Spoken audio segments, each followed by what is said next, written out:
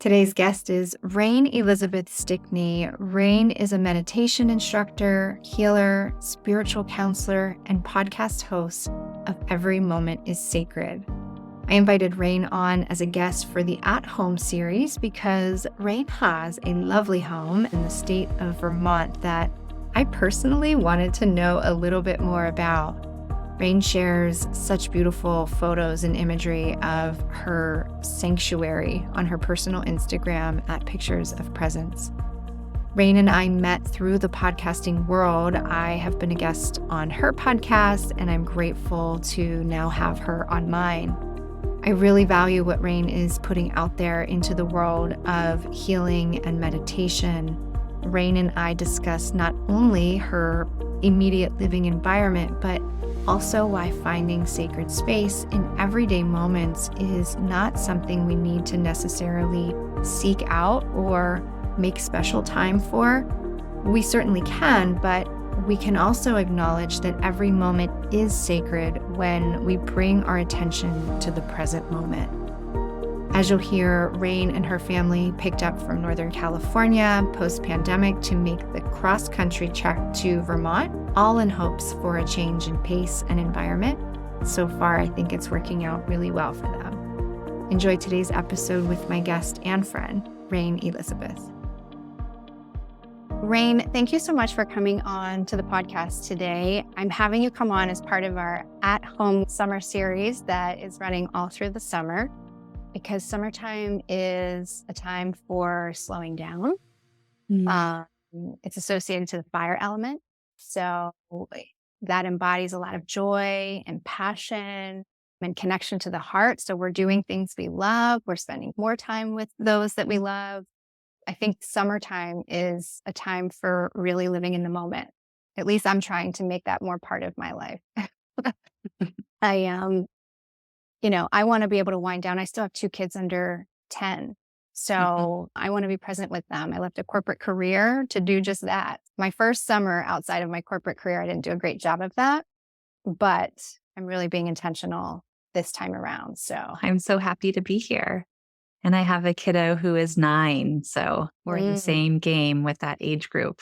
Yeah. So the whole purpose of the At Home series is to really get a sneak peek into the way people live at home. I think a lot of humans are very curious about how other people live, especially inside our homes. And the people that I have coming on this series, are kind of living life in that same space, just being connected to nature, connected to their bodies, their spiritual practice. So part of my mission is to put that out into the world for others to see and inspire others to also live in that space as well. So I think you're a perfect fit for this conversation. So I'm happy Thank you. said yes. You live in a beautiful state, the state of Vermont. And when I see you walking around the outside of your home and all of the photographs you share of just trees and flowers and nature all around, it looks like a magical place. I've never been to Vermont, but I've heard wonderful things. So I can't wait to get your perspective. So maybe we'll start with that. Well, let me share 2 things. One, we rented this home, but when we actually drove up the driveway, which is a very long driveway, almost a half mile, and going up and down all the curves and dirt road, and then driving up to this palace, I was completely awestruck. It's a 3-story home, very uniquely designed, a detached garage, a forest, a garden, a woodshed.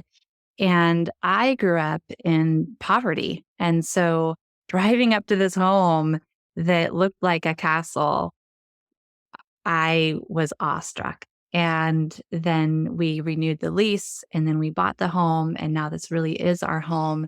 And from where I come from, it still 2.5 years later feels a little too big for me. But I also love my home so much. And I do love being in the forest and having a garden and having trees and living in Vermont, all the seasons are pretty extreme. So being able to see that cycle of time throughout the year, which is very different from California, where I was born and raised, which I love the state of California, but the extreme seasons are not the same as over here on the East Coast. What's your favorite season there in Vermont? Oh, gosh, that's interesting. Now, in California, my favorite season was spring because all the wildflowers are everywhere around my birthday, which is in April. But out here in Vermont, spring is drab often and long, kind of a long drab, like where is the color kind of a season. So I have to say that I love the summer in Vermont where it gets very lush and green and just everything is blooming and the birds are everywhere. And the wide expanse of colors of birds is quite amazing. Um, and I'm remembering, I didn't tell you the second thing. The second thing about this home is that recently, one of my extended family members sent me a drawing that I made probably in the early 2000s. And it was a drawing that I made for him. And it was a drawing of a home. And it is the home that I live in. I've heard of this happening before to people where they draw something or they create something or they envision something or they make a mind map. And then years or decades later, that reality comes to be. And I'm a bit floored that that has happened to me. I drew this home where I live That's amazing. probably 20 years before I moved here. Yeah, I have certainly heard that as well. Now, I don't do like a lot of visualization specific, like intentionally for manifestation. Like I know you can, and I know a lot of people who are big believers in that. And I'm sure it works, and it's probably something that I should do more often, but I don't. But I will find myself very often kind of having these visions of myself, maybe tending to a garden or standing. I always have this one of like standing in a huge, beautiful sunroom slash greenhouse. I don't know why. It's just something that always comes to mind when I think, what would my next house look like? And it's interesting that I say that, even though I don't have exactly what I envision in my head, I do have a sunroom in this home now, and it's like one of my favorite places to be, especially in the spring, summer when it starts getting warm. And I can feel like I can move out there into the outside world a little bit. And I love working out there during the day. And my dog, she'll come out and she likes to lay out there with me. There's something really to be said about visioning. Hmm. I was shocked, and I remembered the drawing when I saw it, but it's not something I have ever thought about since giving it to my family member. Yeah, that's amazing. What a cool story. So, what prompted a big cross country move for you? It was three parts. One part was that my family and I lived in a small top floor apartment around 1,100 square feet, two bedrooms, one bathroom. Um, what we liked about that apartment was that every room had sliding glass doors. And so we had a lot of natural light and great airflow. But by the time the pandemic hit, California, that area and other parts of California had 4 years of really bad wildfires. And we're beginning like kind of in the middle of the beginning of the pandemic was the beginning of the fourth year of a pretty bad wildfire season. And so the reality of being in a small apartment, having wildfires where the smoke is so thick outdoors, you can't see across the street. So you can't really go outside because it's not safe to breathe that air. You can be inside, but not with family and friends because of pandemicking and isolating and do we have a pod and who's in the pod and all those things that we all went through. My son's eyesight was very challenging for him and he could see far away better. So being indoors in a small apartment, he really couldn't see well. And even with his glasses, it was stifling in so many different ways. So there were the wildfires, there was the pandemic, there was my son's health. And actually, a fourth factor was that my partner and I wanted to move into a better home in California, and we had been looking for years. And the situation with the price of housing in California at that time was to get something and pay more for it, we would still have the same thing. Like, it was really hard to upgrade because to pay more meant what we had, and I personally didn't really like what we had. Um, so we were looking for a change anyway. All those 4 factors came together and brought us across the country to an estate. Yeah. That's courageous too, to just kind of up and go so far away. Now, do you have family or anything here in Vermont? We don't. And Todd, my partner, he grew up in New Jersey and he spent a lot of time in Vermont because growing up, his family had land in southern Vermont. So this has always been a heartland for him. And I had been out here one time. Moving here was my second time being in this lovely state. But he really, really loves this part of the world. And so there was a trust and an experiment that we all went through, which is why we had a 6-month lease, because if we hated it, then it would be an easy out to do something different. Well, it sounds like you made a good choice and you seem happy you bought the estate. Yeah. What I know you mentioned sometimes Todd travels a lot, so sometimes you feel like all alone in a big house. What's your favorite part of this home or estate? Yeah. Um, Todd does travel and he's in Amsterdam right now. And overall, I love our property and I love that our trailhead into the forest is just beyond like our parking area. So there's easy access to just step into the woods. I love that right now I have seeds growing in the greenhouse, in the garden, and nurturing those plants is really nurturing me as well. But in the home, I'm actually in my favorite room, which is our guest room. And I also use this room as my office. And this is a top floor room with a slanted roof, um, like a sliding glass window, like kind of like a French door, but there's no balcony. So you just open a very large window. But it feels so cozy in here. I just feel very at home up here. And in this room, all of the nature sounds come through very well and very easily. So when it rains, I can hear it. I can hear the snow. When it snows, I can hear the birds as they do their migration throughout the year. So this is my spot. This is my little nest up here. I see you on Zoom, so I can see all the wood paneling behind you. Mhm, It's stained a nice warm brown is actually more of that earth energy. And mhm, so you can see that like cozy, grounded, supported. I mhm. love it. It does look cozy. What about challenges? Anything that you hope to improve on someday that could make your life a little easier?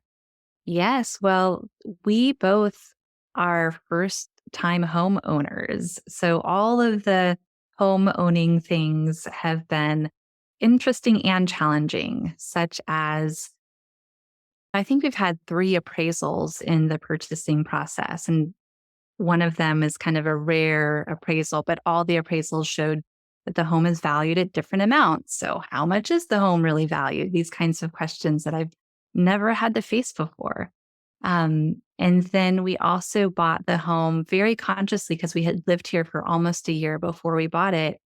Um, we knew that there was a lot to fix up in the home.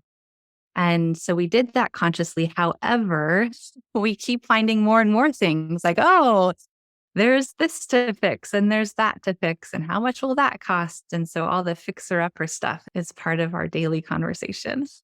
Yeah. It's always an ongoing one for sure, Mhm, mhm, unless you newly build your home. Yeah. I love the mhm, character of old places though. It's definitely the things that break are always the challenge because they always seem to come at the worst timing. But mhm. there is something to be said about just life, what used to live there. Do you know any history of the home? We know a little bit. We know that it was built the year that I was born, which feels very interesting to me. we are the fourth owner, and this property used to be a horse farm long ago. And so, two owners ago. So, somebody built it, somebody else bought it, a third family bought it, and we bought it from them.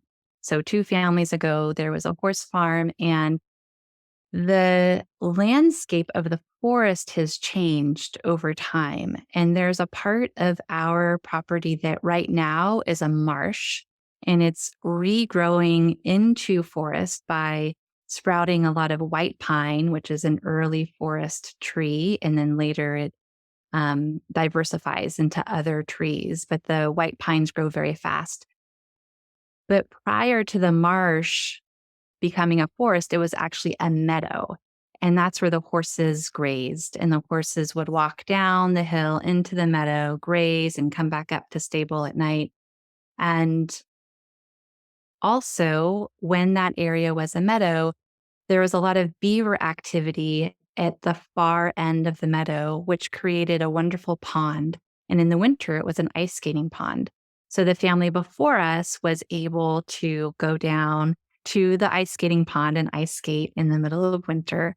But now it's not like that. Now it's a story. Yes.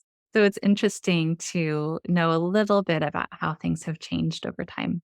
Yeah. Yeah. That's cool. You have like a little bit of everything there. I mean, it's changing now and evolving, Hmm. but how Hmm. cool all these little different scenes of nature is what I'm envisioning. You get a little bit of Hmm. everything there. That's amazing. Hmm. Hmm. So I know you talk about in your podcast, Every Moment is Sacred, which we'll talk about a little bit. Um, but I'm curious what that means for you as it relates to your home or your living environment. And if you This need me to is rephrase that, let me know. I hope you understand what I mean, like how I'm asking that. I think so. Let's see if my answer hits the mark. Okay. There is an ongoing struggle I have, particularly with my partner. And my son, he's 9, so he's just learning and he learns from both me and his father.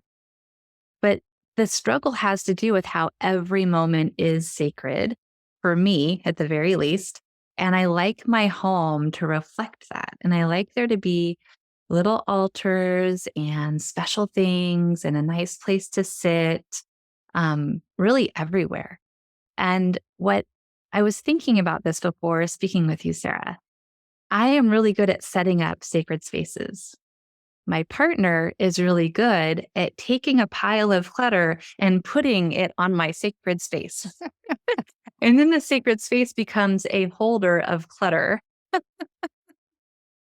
And I've tried this in different ways. So sometimes a sacred space for me will be an altar with some odd objects, which for somebody else can look like clutter because objects can look like clutter.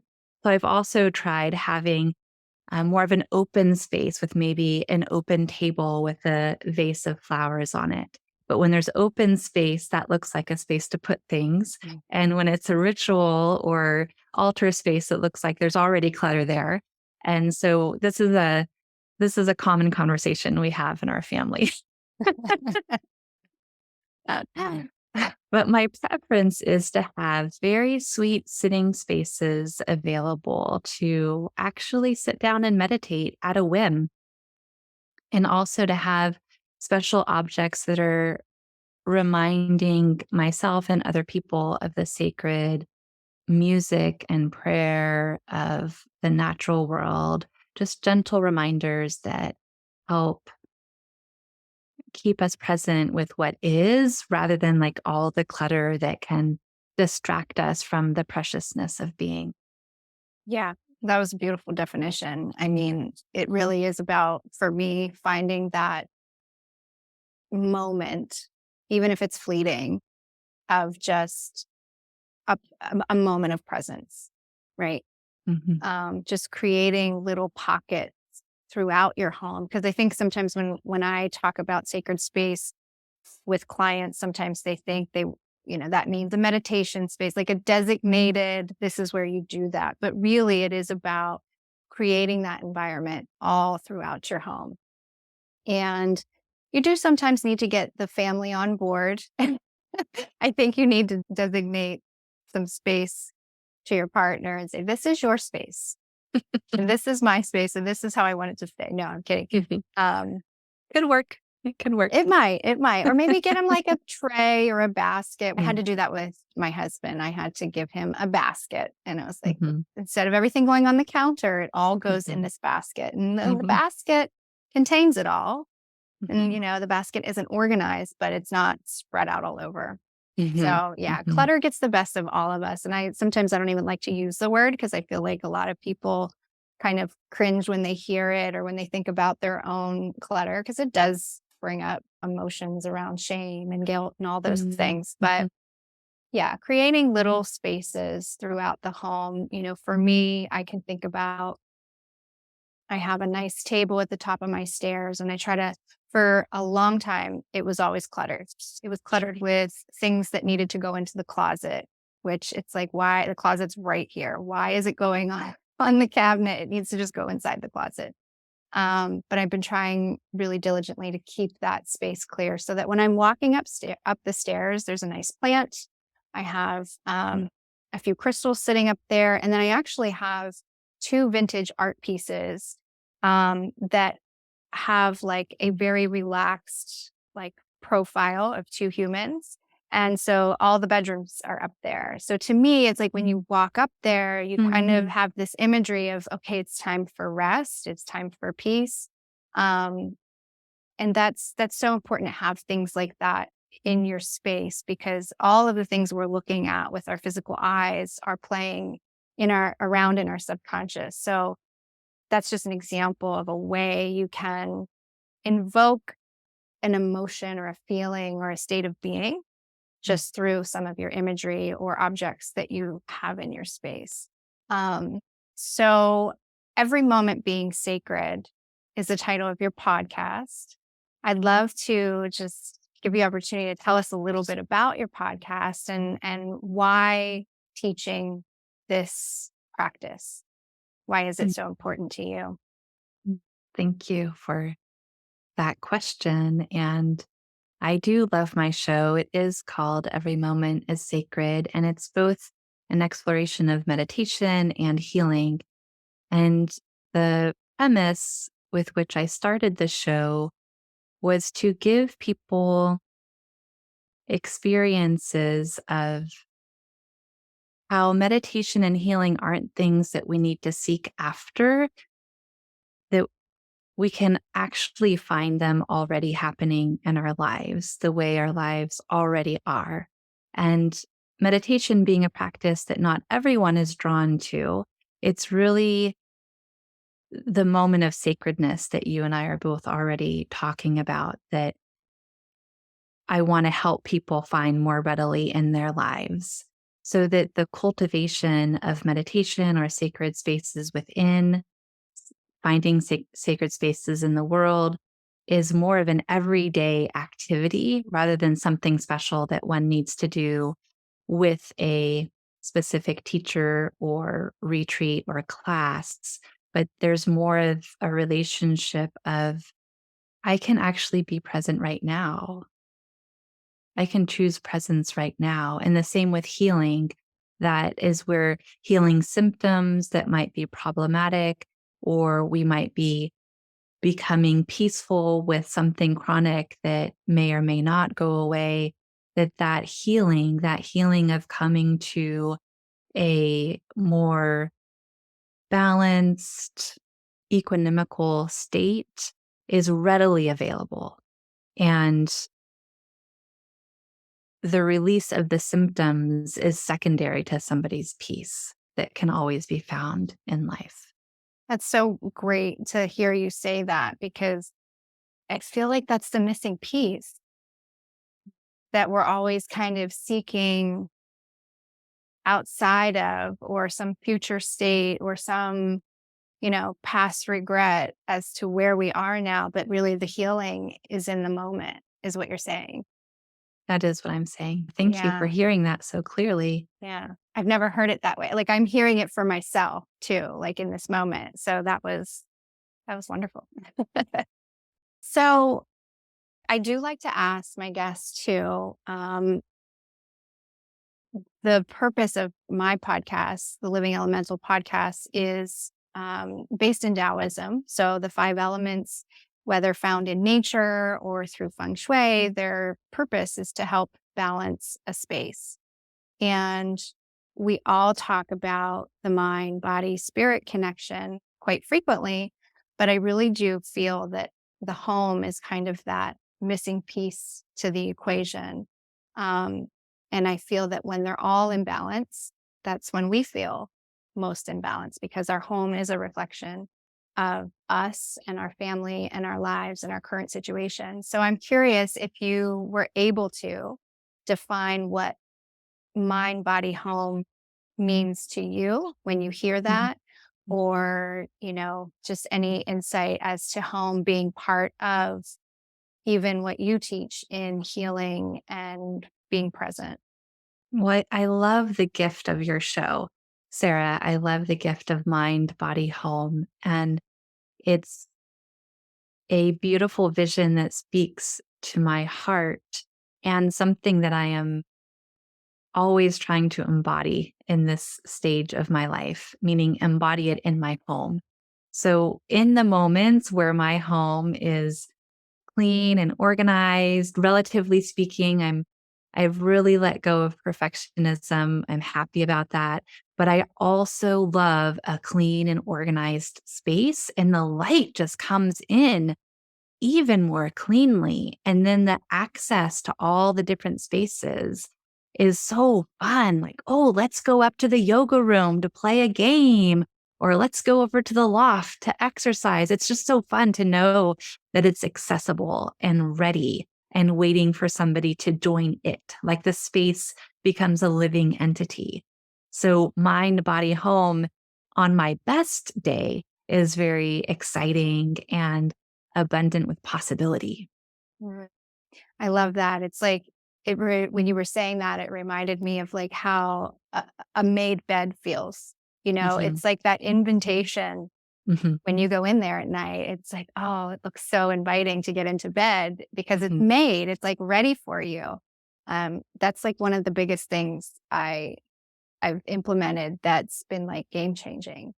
I mean, I don't know if you make your bed every day, but I know now that I do it, and this is the thing, when I didn't make the bed, I didn't pay attention, right, to how it really made me feel, but now when the bed is made and I go in there at night, it invokes such a different feeling, and I catch myself being aware, like, "Oh my god, I can't wait to get in there." Mhm. That's I love a freshly made bed, and sometimes when I'm unable to sleep or anybody in my family has a terrible night's sleep, I always think, "Oh, we need to, like, change the sheets and, like, Yes. freshen things up." It really helps to get a good night's rest. Yeah, for sure. It's the best. And it's one of those areas that I tell clients too, if there's anywhere you can spend a little bit money or you have a little budget to really invest in high quality bedding because there's just something about that. I mean, we spend a lot of time in bed sleeping, right? I Mhm. mean, almost half our lives, right? So, yeah. So, Rain, tell us a little bit about just what you're offering and where we can find you online and your podcast, all the good things. Yes. So the best way to find me online is to go to my website, which is rainelizabeth.org. And there is a weekly meditation group, a gratitude practice, a podcast that we've been talking about, individual couples and parenting sessions. So all the good stuff is just there. And the site evolves over time. Wonderful. Well, I obviously will put all of that in the show notes for people to find you. I want to thank you so much for coming on today. And yeah. Thank you so much, Sarah. Be sure to check out Rain's podcast, Every Moment is Sacred. This podcast weaves meditation into daily life and transforms every moment into a moment of healing. Rain's website, rainelizabeth.org, is also a wonderful resource for all that Rain has to offer. And of course, you can follow Rain on Instagram at Pictures of Presence. Be sure to also follow myself at Jade Scott Design and visit my website, jadescottdesign.com. You can check out ways in which to work with me directly, as well as take a peek at some of the shop items for sale. There's also a contact form there if you'd like to be a guest on the show. If you have a business or an offering that you'd like to share, or you have a perspective on sacred space and living with more intention, I would love to chat with you. So please reach out. And lastly, be sure that you are subscribed to this podcast. And if you feel called, please rate and review. 5-star reviews are wonderful. Until next time, my friends, much love and gratitude.